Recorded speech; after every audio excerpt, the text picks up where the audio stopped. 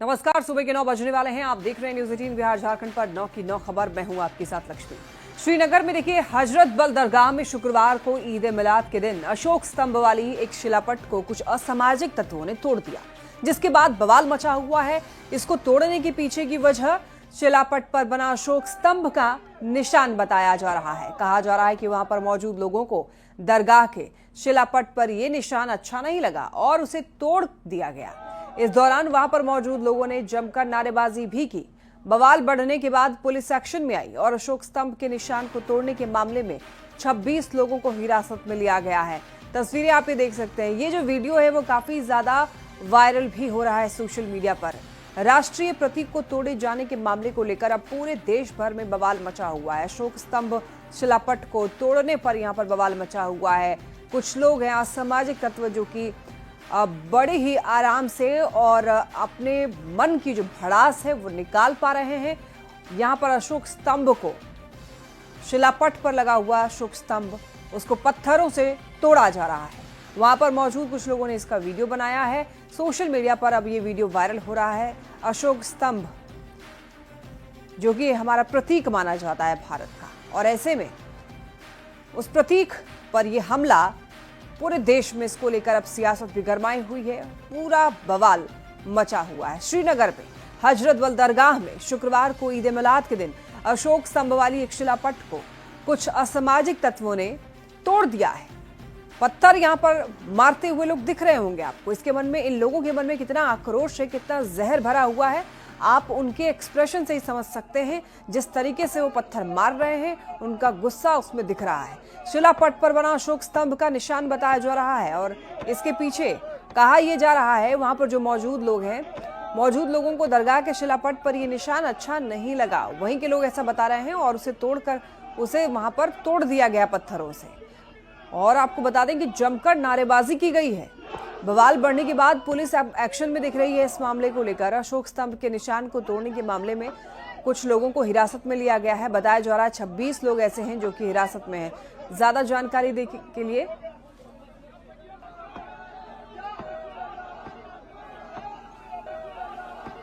बढ़ते खबरों में आगे। श्रीनगर में अशोक स्तंभ वाली शिलापट को तोड़े जाने पर बीजेपी ने कड़ी आपत्ति जताई है। सांसद सुधांशु त्रिवेदी ने सीधे सीधे कांग्रेस के राहुल गांधी और तेजस्वी यादव की इस घटना पर चुप्पी को लेकर सवाल उठाया है। अभी 2 दिन पहले ही बिहार को लेकर केरल कांग्रेस के एक पोस्ट पर बवाल हुआ था, जिसमें बी से बिहार और बी से बीडी की तुलना की गई थी, याद होगा आपको।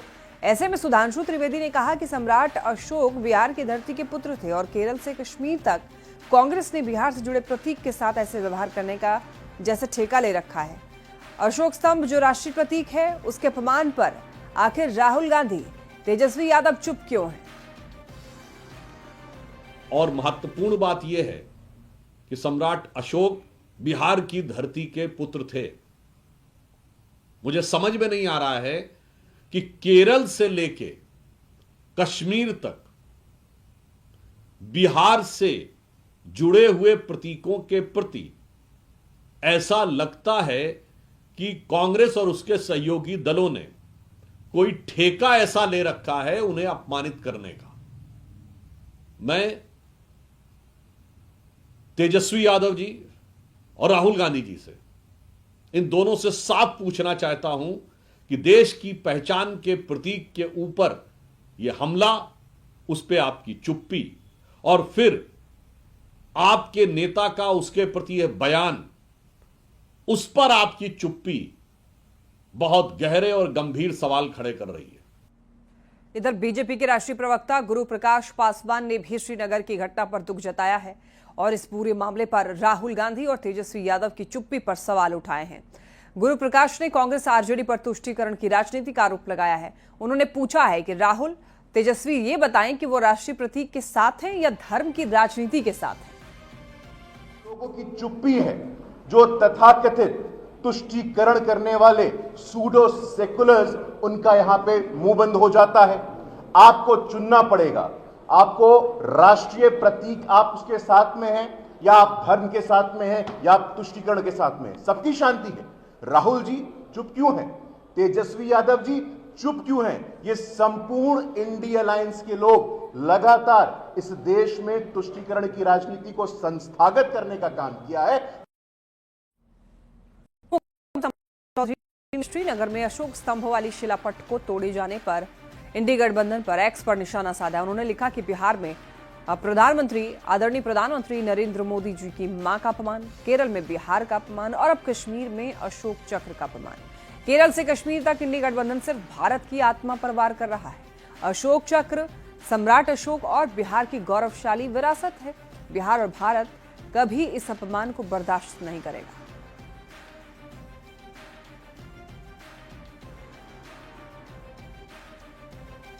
तो आप देख सकते हैं ये ट्वीट अब काफी ज्यादा वायरल है। सम्राट चौधरी ने इस ट्वीट में लिखा है कि किस तरीके से, इस ट्वीट के जरिए ये बताया है किस तरीके से कांग्रेस और इंडी गठबंधन जो है बिहार पर वार, पूरे देश पर वार, कभी पीएम मोदी की मां का अपमान, कभी बिहार वासियों का अपमान और केरल से लेकर के कश्मीर तक किस तरीके से बिहार को टारगेट किया जा रहा है। केरल में बिहार का अपमान हुआ, आपको याद होगा, बी से बीडी और बी से बिहार बताया गया था केरल कांग्रेस की तरफ से। हालांकि इस पर माफी मांगी गई थी, लेकिन एक बार फिर से अब जो कश्मीर श्रीनगर में ये तस्वीर देखी जा रही है उसको लेकर अब आरोप प्रत्यारोप का दौर जारी है। बिहार में वोटर अधिकार यात्रा खत्म करने के बाद कांग्रेस नेता राहुल गांधी मलेशिया में छुट्टियां मनाने चले गए, जिसे लेकर बीजेपी ने तीखा हमला बोला है। बीजेपी आईटी सेल प्रमुख अमित मालवीय ने एक्स पर तंज कसते हुए लिखा कि लगता है बिहार की राजनीति की गर्मी और धूल कांग्रेस युवराज के लिए ज्यादा हो गई और इसीलिए उन्हें छुट्टी पर भागना पड़ा, या फिर ये कोई गुप्त बैठक है जिसके बारे में किसी को पता नहीं चलना चाहिए। अमित मालवीय ने राहुल गांधी की सफेद टोपी और जीन्स शर्ट्स में तस्वीर साझा करते हुए लिखा है कि जब लोग असली मुद्दों से जूझ रहे हैं तब राहुल गांधी गायब होने और छुट्टियां मनाने की कला को और परफेक्ट कर रहे हैं। आपको ये बता दें कि राहुल गांधी और तेजस्वी यादव की वोटर अधिकार यात्रा 1 सितंबर को खत्म हुई थी। इस दौरान उन्होंने 2 हफ्तों में करीब 1300 किलोमीटर की दूरी तय करके 25 जिलों और लगभग 110 विधानसभा क्षेत्रों को कवर किया। देखिए, बिहार में महिलाओं के लिए चुनावी साल में नीतीश सरकार ने एक बड़ा तोहफा देते हुए रोजगार के लिए 10,000 रुपए देने की घोषणा की है। रोजगार शुरू करने के 6 महीने बाद आकलन किया जाएगा। संतोषजनक रहने पर कारोबार को आगे बढ़ाने के लिए 2 लाख रुपए तक की और मदद की जाएगी। आज से योजना के लिए आवेदन दिए जाएंगे, जिसकी तैयारी जो है वो पूरी कर ली गई है। आज से 12 सितंबर तक आवेदन लिए जाएंगे। क्या है ये योजना और किस तरह महिलाओं को होगा लाभ, इस बारे में और अधिक जानकारी दे रहे हैं न्यूज 18 संवाददाता संजय कुमार। मुख्यमंत्री रोजगार योजना के लिए आवेदन लेने की प्रक्रिया आज से शुरू हो जाएगी। आज का दिन बेहद खास है। मुख्यमंत्री नीतीश कुमार आज इस योजना का शुभारंभ करने वाले हैं। संवाद में एक कार्यक्रम आयोजित किया गया है जिसमें मुख्यमंत्री नीतीश कुमार के अलावा उप मुख्यमंत्री सम्राट चौधरी भी मौजूद रहेंगे। आज जैसे ही इस योजना का शुभारंभ होगा उसके बाद आवेदन लेने की प्रक्रिया शुरू कर दी जाएगी। राज्य के नगर निकाय क्षेत्रों के लिए वेब पोर्टल भी लॉन्च किया जाएगा ताकि शहरी क्षेत्र की महिलाएं भी आसानी से ऑनलाइन आवेदन कर सकें। जहां तक ग्रामीण क्षेत्रों की बात है तो ग्रामीण क्षेत्रों में महिलाओं के लिए ऑफलाइन आवेदन की व्यवस्था रखी गई है। ग्रामीण विकास विभाग की तरफ से इस बारे में जानकारी दी गई है। गाइडलाइन जारी करने के दौरान मुख्यमंत्री कई महत्वपूर्ण जानकारियां भी अपने स्तर पर देंगे, जो निश्चित तौर पर राज्य की महिलाओं के लिए बेहद उपयोगी साबित होगा। और देखना होगा किस हद तक महिलाएं इस योजना का फायदा उठाती हैं। हर परिवार की एक महिला को जो है वो 10,000 रुपये की सहायता देनी है पहली किस्त में, और ऐसे में निश्चित तौर पर सरकार का यह कदम न केवल समाज के परिवार के लिए बल्कि समाज के लिए भी एक बड़ी सौगात जो है वो साबित होगा।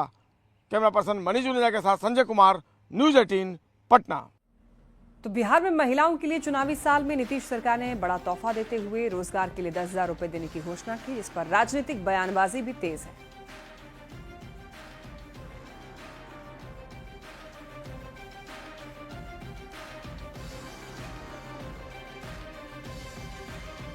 अगर मां बहनों की इज्जत को किसी ने बचाया है तो वो है भाजपा और नीतीश की सरकार। उन्हें अगर सुरक्षा प्रदान की है हर स्तर पे, सामाजिक, आर्थिक,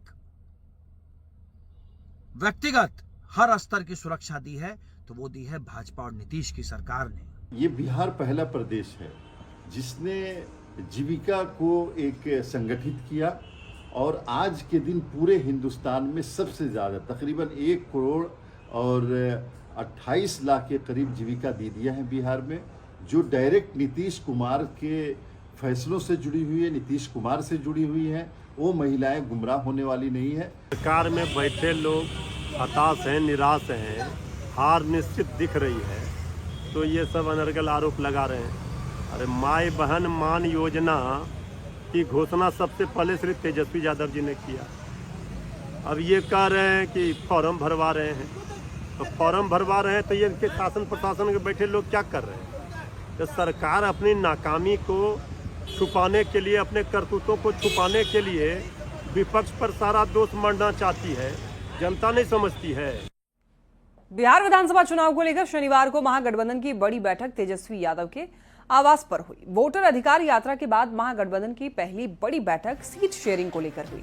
इंडिया अलायंस के घटक दल के नेताओं ने सीट शेयरिंग के फॉर्मूले के साथ साथ पशुपति पारस की पार्टी आरएलजेपी और हेमंत सोरेन की पार्टी जेएमएम को भी बिहार चुनाव में साथ लेने पर विचार किया। देखिए रिपोर्ट।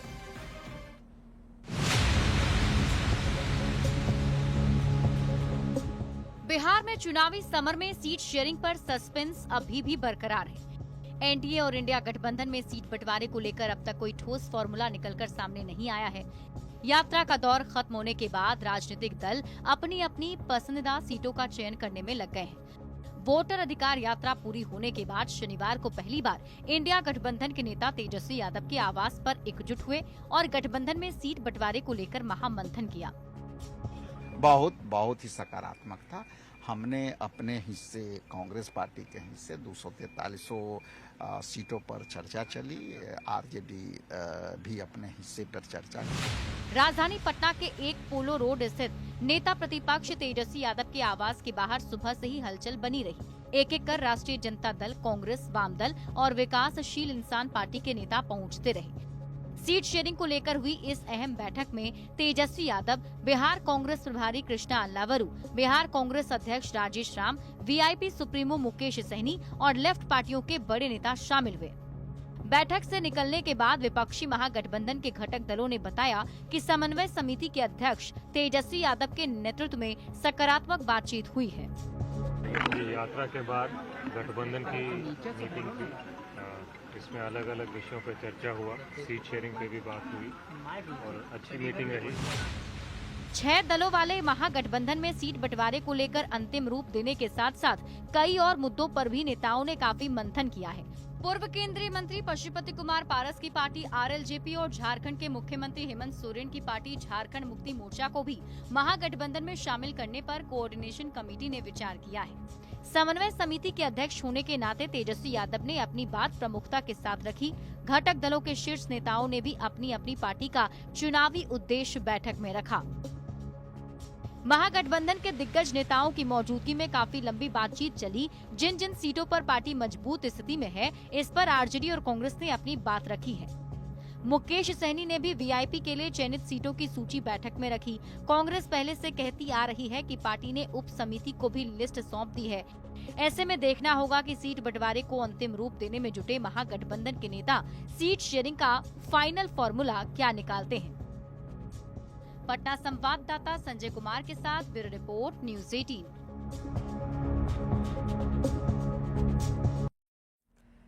सीएम नीतीश कुमार का सीवान दौरा है। सीवान के पचरुखी प्रखंड के नारायणपुर और पपौर पंचायत में सीएम नीतीश का कार्यक्रम है। सीएम के आगमन को लेकर तैयारी यहां पर पूरी कर ली गई है। सीएम के दौरे को लेकर प्रशासनिक महकमा अलर्ट मोड पर है। दरअसल सीएम नीतीश कुमार पपौर पंचायत भवन से करोड़ों की योजनाओं का शिलान्यास और उद्घाटन करेंगे, तो वहीं नारायणपुर में सड़क का आधारशिला और उद्घाटन करने वाले हैं। चुनावी साल है, ऐसे में सीएम का आगमन बहुत महत्वपूर्ण है। सड़क बन जाने से ग्रामीणों में काफी खुशी है, जिससे सीवान समेत उत्तर प्रदेश जाने में अब काफी ज्यादा आसानी होगी। पपौर और नारायणपुर पंचायत में संवाद होगा। आज सीएम नीतीश कुमार का सीवान दौरा है, इसको लेकर के जो प्रशासनिक तैयारियां होती हैं वो की जा चुकी हैं। नारायणपुर और पपौर पंचायत में सीएम का कार्यक्रम होने वाला है। कई योजनाओं का यहां पर लोकार्पण करेंगे, शिलान्यास करने वाले हैं और इसको लेकर तैयारियां पूरी की जा चुकी है।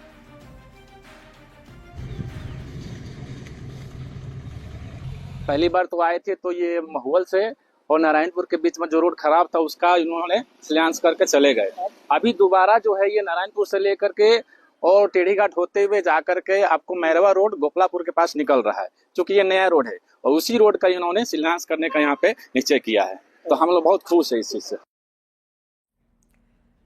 बिहार के मुख्यमंत्री नीतीश कुमार आज सिवान आ रहे हैं। सिवान में 2 जगह सीएम का कार्यक्रम है। सीएम हेलीकॉप्टर से पहले पचरुखी प्रखंड के नारायणपुर गांव आएंगे, जहां वो 9 योजनाओं का शिलान्यास और उद्घाटन करेंगे। साथ ही जीविका दीदी से संवाद करेंगे और पपौर पंचायत सरकार भवन में सभा को संबोधित करेंगे। तो सीएम के आगमन को लेकर जिला प्रशासन अलर्ट मोड में है। कार्यक्रम की ज्यादा जानकारी दे रहे हैं न्यूज 18 संवाददाता मृत्युंजय सिंह। सीएम नीतीश कुमार आज सिवान आ रहे हैं। सिवान में उनका 2 जगह कार्यक्रम है। पहली कार्यक्रम पचरुखी प्रखंड के नारायणपुर गांव में है, तो वहीं दूसरी ओर जहां सभा करेंगे पचरुखी प्रखंड के पपौर पंचायत सरकार भवन पर। यह तस्वीर इस वक्त मेरी मौजूदगी नारायणपुर गांव में है, जहां सीएम पटना से हेलीकॉप्टर द्वारा यहां आएंगे और यहां 9 योजनाओं का शिलान्यास और उद्घाटन करेंगे। हम अंदर की तस्वीर दिखाने की कोशिश करेंगे, क्योंकि सीएम का आगमन है। ऐसे में सुरक्षा एजेंसियां भी अलर्ट मोड में है। आप देखिए अंदर की तस्वीर, जहां बिहार के मुख्यमंत्री नीतीश कुमार यहां से कई योजनाओं का शिलान्यास और उद्घाटन करेंगे। उनकी आगमन को लेकर जिला प्रशासन से लेकर जो सुरक्षा एजेंसियां होती है पूरी तरह से एक्टिव है। जो सिवान के बड़ी अधिकारी हैं, डीएम हो, एसपी हो सहित तमाम जो स्पेशल टीम होती है वो यहाँ उनकी मौजूदगी है, क्योंकि सीएम का प्रोग्राम है। आप देख सकते हैं एक भव्य तस्वीर ये नारायणपुर गांव की है, क्योंकि आज सीएम यहाँ से 9 योजनाओं का शिलान्यास और उद्घाटन करेंगे और यहाँ से वो पपौर जाएंगे, जहाँ वहाँ एक सभा है। सभा को संबोधित करके तस्वीर आप अंदर से तस्वीर दिखाने की कोशिश करेंगे, क्योंकि सीएम आज सिवान के दौरे पे हैं। सिवान में उनका 2 जगह कार्यक्रम है। उनके कार्यक्रम को लेकर जहां तैयारी पूर्ण कर ली गई है, तो ये तस्वीर आप देख सकते हैं, क्योंकि आज यहीं पे हेलीकॉप्टर से सिवान के नारायणपुर गांव आएंगे, जहां पर 9 योजनाओं का उद्घाटन और शिलान्यास करेंगे और जीविका दीदी से संवाद करेंगे। ऐसे में चुनावी वर्ष है और चुनावी वर्ष में सीएम का आगमन महत्वपूर्ण मानी जा रही है। मृत्युंजय सिंह, न्यूज 18 सिवान। सीएम नीतीश कुमार शनिवार को देखिए भोजपुर और बक्सर के दौरे पर रहे, जहां पर सीएम ने करोड़ों रुपए की विकास योजनाओं की सौगात दी। इस दौरान सीएम नीतीश ने कहा कि सरकार विकास योजनाओं को तेजी से जमीन पर उतार रही है और आने वाले समय में शिक्षा, स्वास्थ्य और सड़क के क्षेत्र में और बड़े काम किए जाएंगे। आप इस रिपोर्ट में देखिए।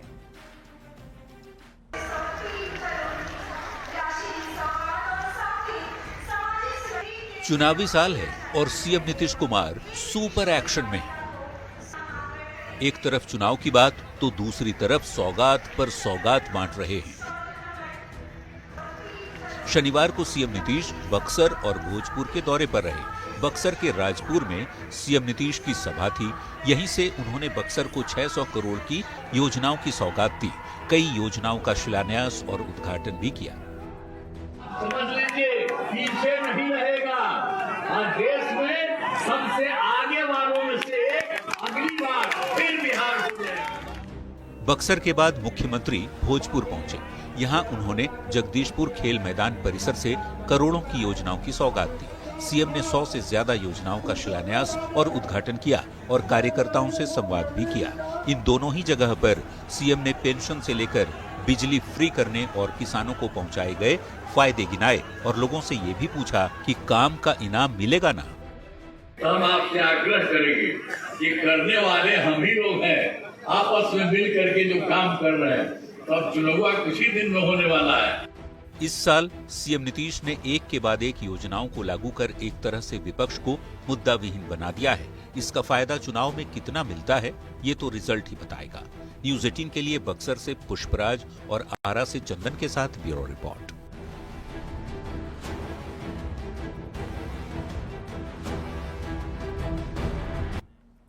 दिल्ली में बीजेपी सांसदों की 2 दिवसीय कार्यशाला आज से शुरू होने जा रही है। वर्कशॉप में सांसदों को उपराष्ट्रपति चुनाव की मतदान प्रक्रिया की जानकारी दी जाएगी। इस कार्यशाला में पीएम मोदी भी शामिल होंगे और जीएसटी सुधारों के लिए बीजेपी सांसद पीएम मोदी को सम्मानित करेंगे। पार्टी अध्यक्ष जेपी नड्डा ने सभी बीजेपी सांसदों को उपराष्ट्रपति चुनाव के लिए हो रही इस वर्कशॉप में मौजूद रहने के लिए कहा है।